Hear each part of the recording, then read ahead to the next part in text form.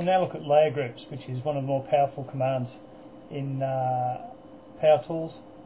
Layer groups is simply all of your settings for your different layer values just saved up into 4 groups of 10. So we've got group 1, group 2, group 3, group 4. As I click each of these buttons, we get a new group. If I go to 2 upper, you can see on this drawing it's now brought up my top floor. If I go back in here again and go ground, my ground floors come up, and so on. With garage, the garage levels come up. And this is, in this particular instance, the group is Thelma 2, so it's for a particular address.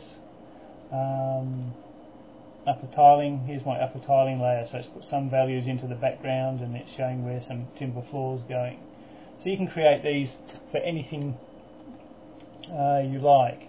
If I just go to this other drawing we've worked on previously, I'm just going to bring all my layers on. I'm actually going to change my database now from Thelma to draw, save, and if I go into layer groups you can see there's nothing there. I've actually got a few in 3, so we could have our first floor and our ground floor. Now if I wanted all these to come on except the roof, I could use my layer groups all on. I could turn off the roof, and now I could save this in the layer groups by going to layer groups, save group, put a name in here,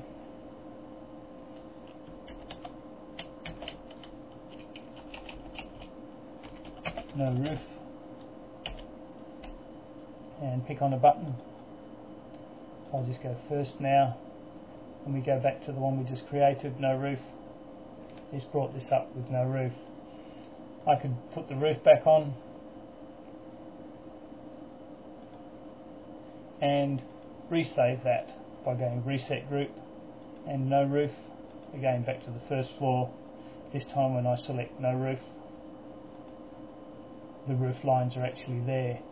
If you ever want to override one of these values, I could open, or take it back to nothing, I could open a blank drawing, layer group, save group, just put a dash in here and click, and that's all gone now. Even if I go first, there's nothing there on this drawing. If I go back to my original drawing, you can see if I choose where that no roof was, it'll just turn everything off. Quite often it's quite handy just to have one which turns everything off.